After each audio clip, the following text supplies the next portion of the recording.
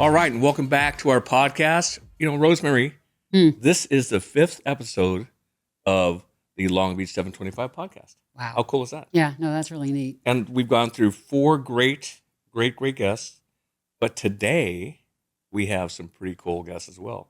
Tell me about them. We're actually talking to family today. We are. Part of our SCORE chapter family. And of all the things SCORE does, the CEO Forum is probably one of the most fascinating and significant programs that are run within the SCORE, value of all the educational things we do, because it so uniquely pinpoints, a need. And that's why I want to throw it to the 2 gentlemen that run it. Great. Jeff Salisbury and Mike Smith. Awesome. Welcome, our CEO Thanks. Forum pilots and founders. And throughout the country, this program is significant. But here in Long Beach, I think it's extra unique and extra special. So why don't we throw it to you, Jeff? How did this come together? And How did this come together? Right in the fire, right into the frying pan. How did it come together? I know you had a roadmap. But maybe you could talk a little bit of a history of CEO forums, because SCORE didn't invent them. We just made it.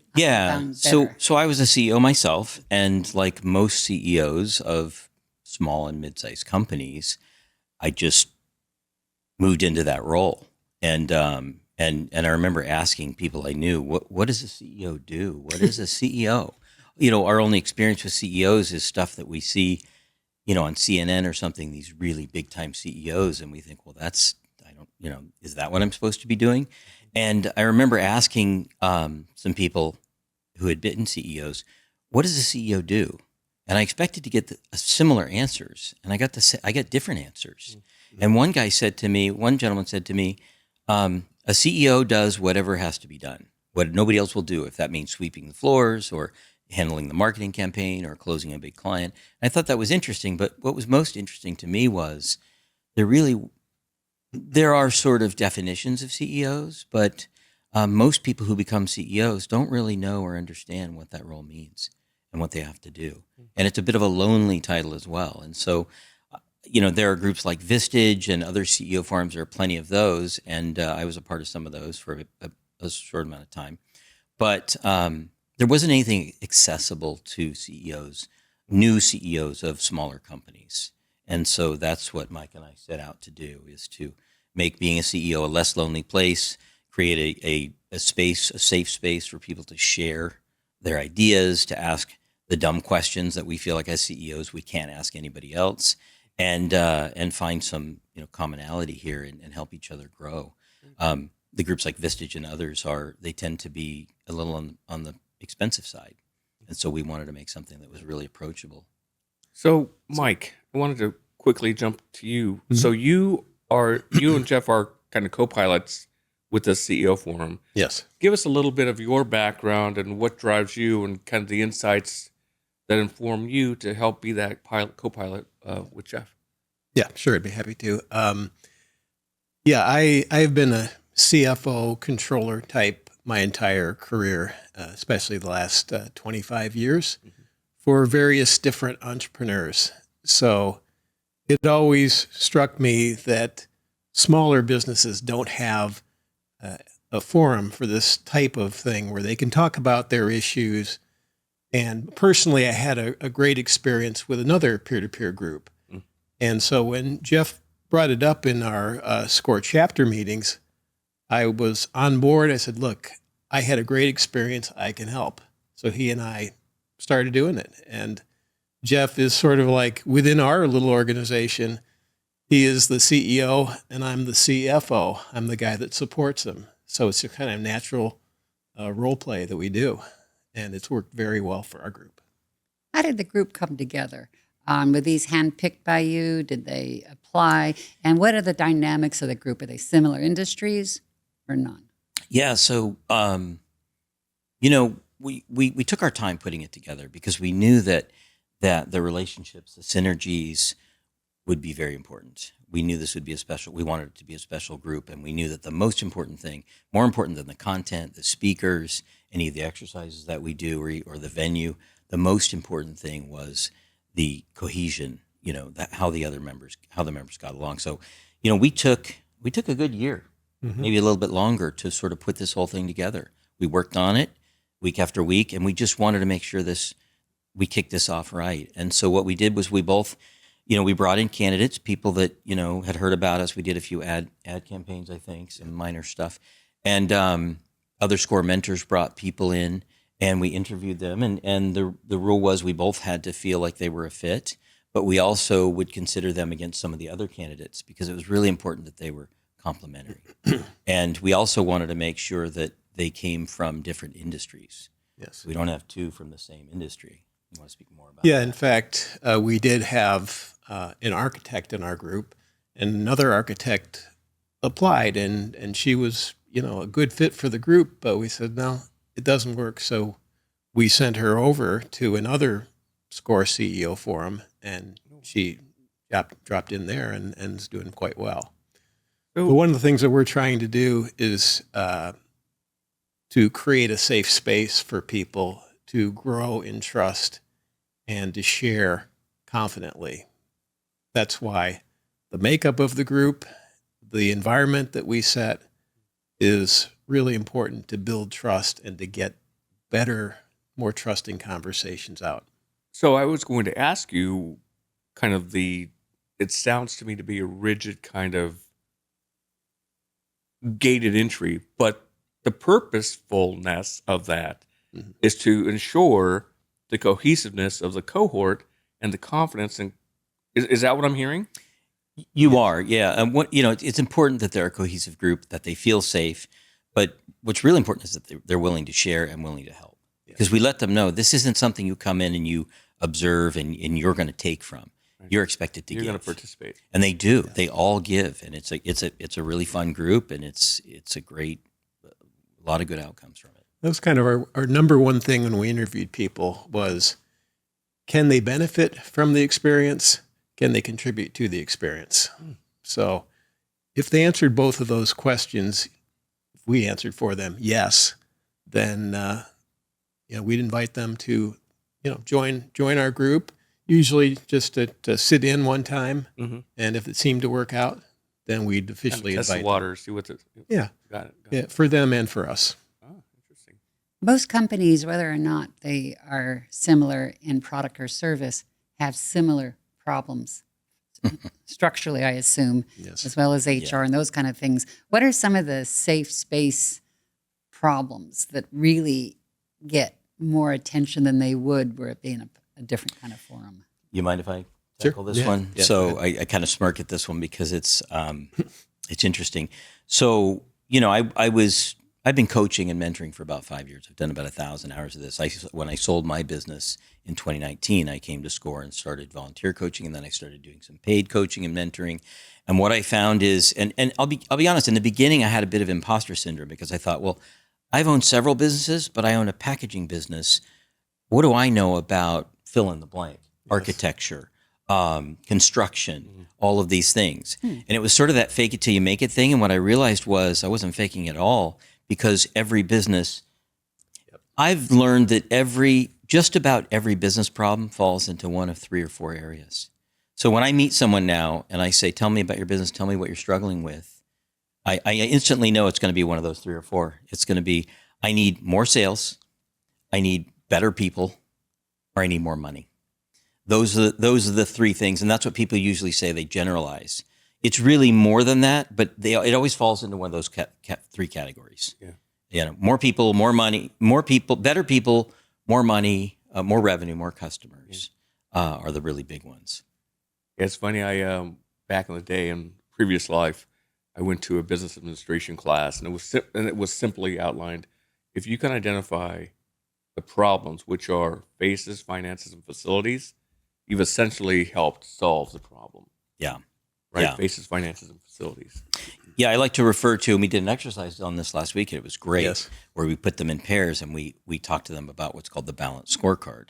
Some of the listeners might know about this. It's pretty well known, but everything in business falls in one of these 4 areas.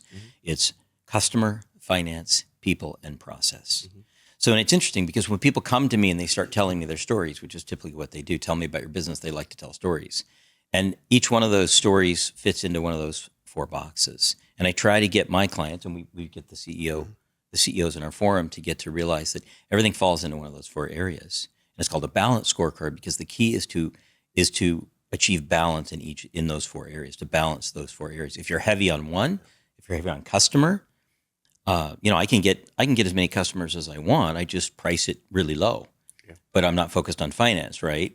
And so let's say I'm priced competitively and I'm still making money. So now I'm focused on finance and I'm also focused on customer. But if I'm not focused on processes or people, it's not sustainable. And that's really what people need that's really what success in business means. It's not necessarily getting some success. It's sustainable success. So we help people build sustainable businesses, sustainably profitable businesses. How does the peer-to-peer work more effectively than any other type of classroom or traditional environment? Yeah, it's a good question because, that's why we wanted people that can give as well as take. And some of our rules that we give at the beginning is you need to contribute, but you also need to have the ability to be persuaded. So sharing in this way, it's real world, and everybody can relate to it. Give you a real example. Voice of experience. Voice of experience. Yes. And everybody there, they are peers. So it's not like one is talking down like a professor would to a student. It's really sharing. And I think people are more receptive to the experience of just sharing business secrets. I kind of like the vibe. I mean, it feels like it's a MBA type of cohort. Yeah. Where you're discovering things. It's kind of the forum is open. It's confident. It's obviously confidential. Yes. That's the vibe I'm getting from you guys. Is that accurate?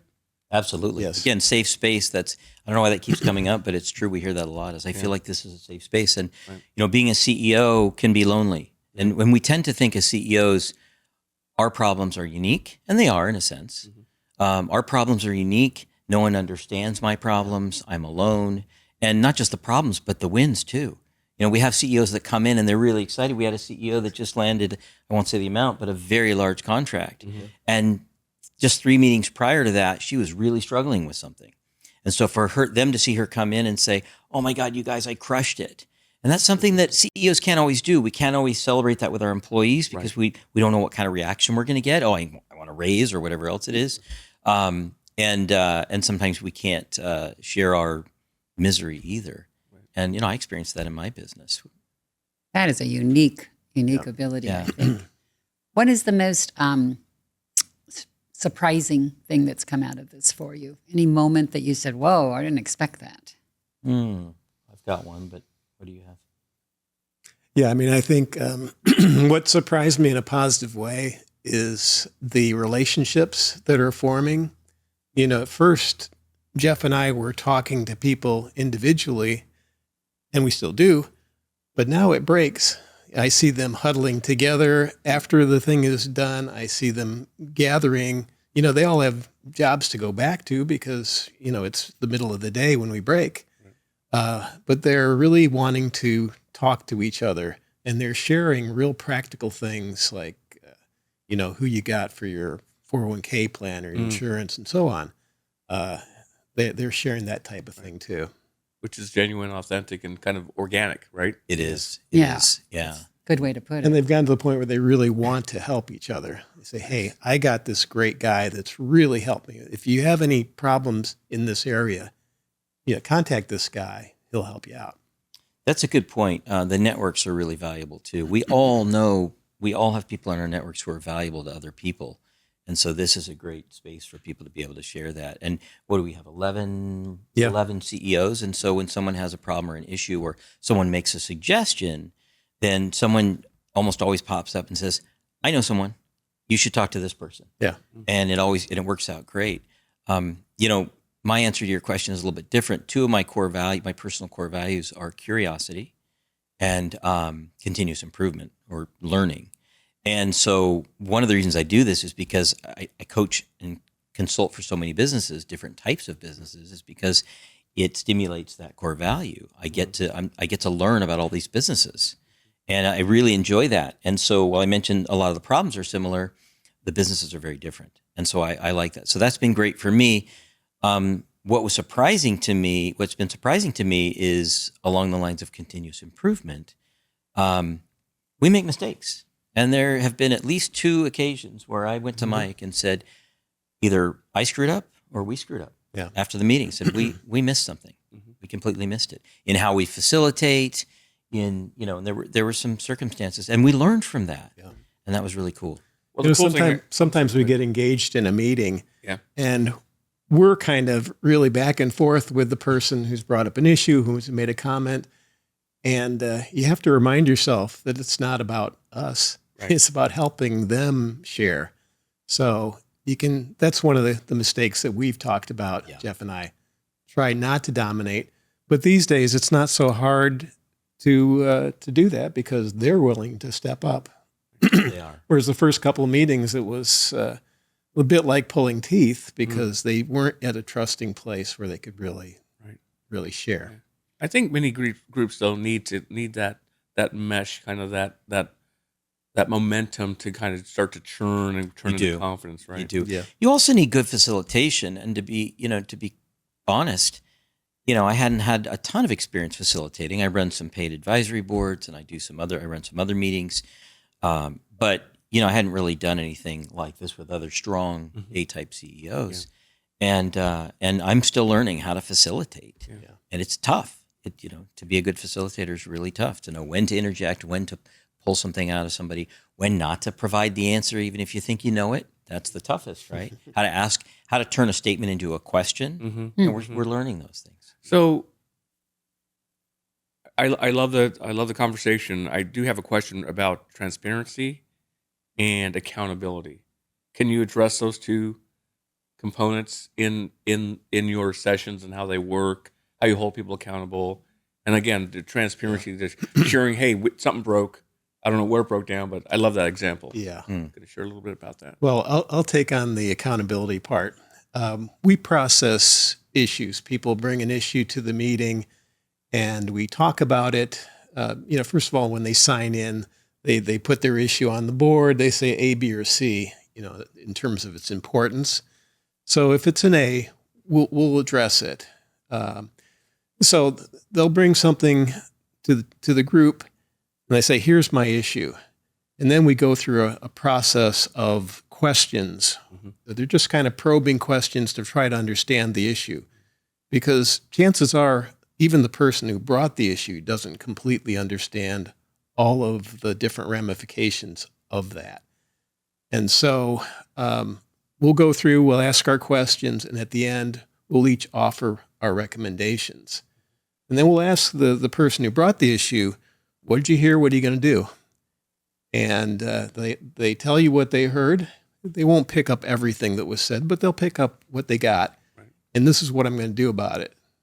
And then, okay, all right, we'll see you next month. And next month, when we meet again, you damn well better have done something about it, or you're going to be feeling a little uncomfortable. That's the accountability side. I like that. Love that. Yeah. And, the questions are really important, and it took us a while to figure that out. And we still mess up sometimes, but they call us out. As you guys know me, I like to have ground rules, and I've got all the meeting talk, and parking lots. And parking lots. You love the parking lot. That's a parking lot meeting, just to clarify for listeners. Yeah. So which we all know about. Just basic meeting stuff, right? But the questions are important because what we found is typically. And I found this in my coaching practice, is typically the initially stated problem is not the real problem. And so the problem is someone says, here's my challenge. I've got a problem with Joe Smith, my COO, or whatever it is. And people just want to jump in and go, oh, you should fire him, or you should do this. You should give him some training, or we immediately start providing solutions. Well, the reason we don't do that is because that's probably not the real problem. We have to get to the root of the problem. And so Mike was actually the one who came up with this, borrowed from other forums, where we have name cards with our name on the front, and on the back, it's got the ground rules. And one of those ground rules is, first we ask questions. If it's not time for answers, we don't provide answers. Well, me being an A-type, of course, and and others in the group, we just want to start giving solutions. Fixing it. And so, Mike's great about this. We've got a great, relationship, great positive tension, I like to call it, between a CEO and a CFO. And so he'll stop me. But now other members of the group will stop each other. And in fact, I got called out by, I forget, but somebody called me out the other day because I thought I was getting sneaky and I didn't realize it, where I mentioned turning statements into questions. I was asking questions and someone goes, that sounds like a solution. So it's good. It helps develop you. And we all need more of that, right? Even in our personal lives, we don't do a really good job of that. Someone brings us a problem and we fix it. Any question that starts out, have you considered? Yeah. Have you thought about? Exactly. Yeah. So the questioning gets us to the heart of gets us to the root of the problem, the real problem. That's one of the things I learned in my coaching was, to state to them, so, what's the real challenge here for you? That's a powerful question. And the key words are real challenge for you. Mm-hmm. Because when someone has to think about that, they go, well, the problem is Joey. Okay, well, what's the real challenge for you with Joey? Well, it's that he's not getting this done. Okay, what's the real challenge there? And then it's the 5 whys, It's the right? 5 whys. Yeah, big lean guy. So it's the 5 why thing. Yeah. And then you get to it and you're like, oh, so your problem isn't with Joey. Your problem is, boom. Yep, I think that's my problem. He's younger, better looking. Yeah. And then it's have you considered. And then we go there. Yeah. Reminds me of that Charlie Sheen, one of my favorite movies, Ferris Bueller's Day Off. Oh God, I Remember love that? Remember that made Charlie Sheen, that put him on the map. Yeah. That little piece. But where he sits there in the police station and he's like, so your problem is your brother ditches and doesn't get caught. And so he boils it down for just like, yeah, that's the problem. So we try to do that. We try to get there. We had an issue a month or so ago where one of our CEOs brought to us, she was having a cash flow issue. And we talked about it a little bit. But as we talked about it, it was a cash flow issue, but that was a symptom of the fact that she wasn't diversified enough in her business. And then furthermore, how was she approaching? It had so many different offshoots of the original question. Yeah. That was a valid question, but there was so much more. So many more tentacles that. to that. Yes. And we find that all the time. So, you want to? As I say, it's a perfectly curated group. It seems like. Is there a criteria that just to keep all ships on the same level, or how does that work? Well, they have to be a certain size of business to have some of the issues that we're talking about. And to be relatable too, of course. Relatable. Yes. That's an important part. Yes. But we do have a criteria where they have to be at least like $1 million in revenues, at least 3 employees. 5 or 3 non-family 3 non-family employees. Why is that important? Well, there are a lot of family businesses, and when the business is, a father and a mother and a son, or 3 siblings, things are different. The dynamic is different. Now we do. I actually coach and consult for a lot of family businesses, and that's an entirely different dynamic. But that's really what it is. It's a different dynamic. Got it. So it requires a very different set of criteria for helping them. Maybe you need a CEO forum for family. Actually, it's not a bad idea. A family business. Family forum. Okay. That's a great idea. Where are you taking this next? What's looking ahead? For you guys. So the vision was always to start with one group, bring it in, iron out the bumps, and refine it, right? And we're doing that. We're not perfect. They're learning. We're learning. We're really grateful that they're helping us fumble through it, figure it out. And so the goal was to get that dialed in, get sort of a best practices dialed in on how we select, how we run the meetings, and how people engage and what we do as follow-up. And then once we sort of had that, was to spin off and start new forums. And so that's where we are now. We're a year in, and it's about time for me to exit this group, bring somebody else in to assist Mike. He does a great job with this group, and start another group. I'll bring somebody else in from SCORE to help me, and we'll start another one. And personally, my vision is, again, because I'm curious and I like to do a million different things, and it's hard to balance that, and balance is important in my life. My ultimate vision is that I'm setting these things up, sort of spinning plates, and then I get to go in and sit in as sort of a guest and observe and learn. and assist when it makes sense. Mm-hmm. That's always been my vision, and that's happening. That's where we are. Yeah. That sounds like a great future for the local businesses in Long Beach. It's an opportunity. Totally agreed. So, as a listener, I'm hearing you guys talk about this CEO forum. My ears are perking up. Help me understand. Walk me through the end to end. How I reach out. What happens as an applicant. The interview process. Walk me through that whole kind of linear process. Well, you make it sound a little more complex than it is. It's Okay. pretty straightforward. I mean, if people are interested, they can reach out to our SCORE chapter. There are lots of ways to do that. And then, someone, or if they have a SCORE mentor, which is really probably the best place to start. Start with a SCORE mentor. If you don't have a mentor and you're in business of any size, the first step is to get a mentor. Get a mentor, get a coach, paid or unpaid. The facts are clear.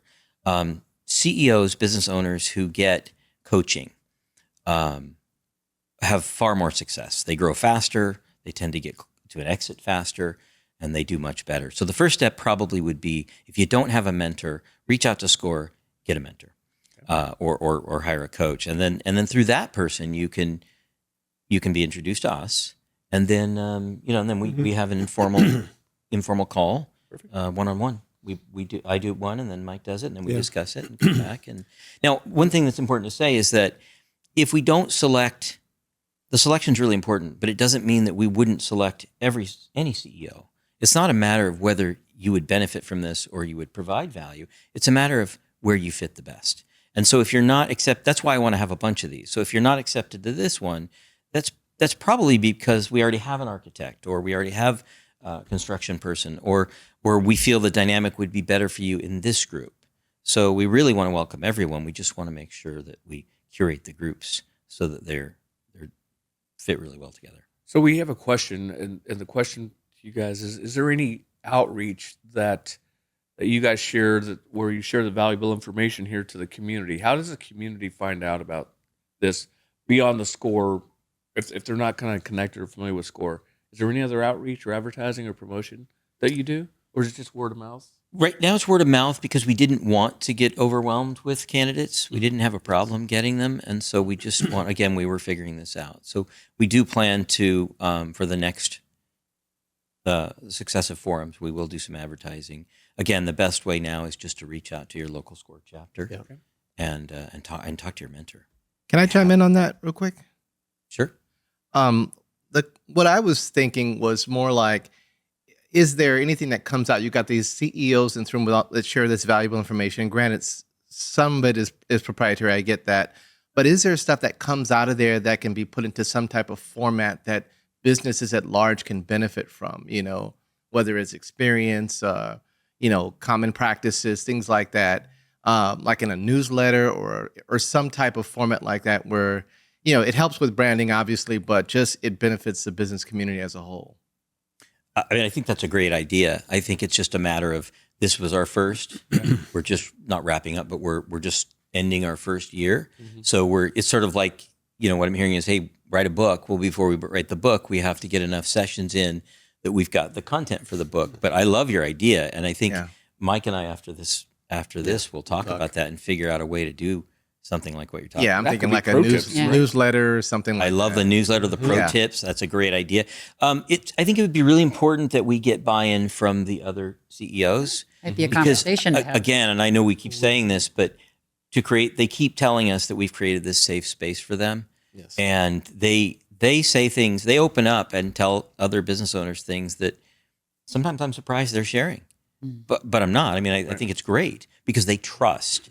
And so before we disseminate any of that, we would want to make sure, and we wouldn't obviously say certain things, but we want to be careful with that. But I think it's a great idea. One of our ground rules is confidentiality, and they have to feel safe that what is said is going to stay there. And if we think that something that's important like that to share with the outside, we'll ask their permission. What goes on in the CEO forum stays. Stays in the CEO forum. There's your pillow. Love that. There you go. So we had a great conversation today. We just want to summarize. So the 3 takeaways that you guys want to remind the listeners of as we talk about the CEO forum and you kind of leading the charge here. 3 takeaways. Well, I think I've got them written down here. Peer-to-peer learning is a very powerful tool. Nicely said. Yep. Strategy and accountability are at the core of our group. Okay. And the final thing is community and trust make all the difference. Those are great takeaways. That's right. Well, thank you so much for chatting with us. Maybe we'll have you back in a year and see where you're at. A whole We'll year. give you guys get accountable. So wait a year. If you guys are aggressive, you can. Yeah. There's still time, but we didn't really talk about backgrounds much. Let's do that it. something? Yes. Yeah, just so people know who are these guys. Yeah. Yeah, who are these guys? Or are they qualified? Yeah. To, Are you qualified? not really. Again, what did I say in the still meeting? We learning. make it till we make it, which Yeah, there is, you I mean, that's my story that I tell in my post-exit story is that I did kind of fake it till I didn't make it, but I thought, how am I qualified to do this? And I did what I do. I studied and I read a lot of books, and I have a mentor. I have my own coach that I've had for 19 years. We still meet every week. I pay him. But I had to learn as I went along on it. But my background, I'm a serial entrepreneur. I've had my first business when I was 6 years old. I was pulling weeds and doing sort of a lawn service. I loved the idea that you could provide value to people and they would reward you for that. It wasn't about the money. It was about, wow, they're giving me something in exchange for what I've done for them. And I do it because I love the work. I went to work for my father's company, a very small printing company, label company, and grew it to 100 employees, about 20 million in sales, and sold it in 2019. And then found myself with time and not knowing what to do, and I wanted to give back. And so I found SCORE and started mentoring and coaching. And so now I've done about over 1,000 hours of coaching and mentoring, both volunteer and paid. And then I do some consulting as well. I help people start, scale, and or exit their companies. That's what I do. Yep. And my background, as I mentioned, is CFO and controller. And as a CFO, I was always kind of the right-hand man to the entrepreneur. And I found that I really enjoy working with entrepreneurs, and I'm good at it. It's something that, I'll just say that there's almost nothing I enjoy more than talking to interested parties about business. Right. So this is just a great natural fit for me. I love the camaraderie and the kind of the coexistence you guys offer and the symbiotic relationship you provide. I do have one last question though. You guys ever together? Do you intimidate any of the CEOs? Because I think you kind of. That's a good question.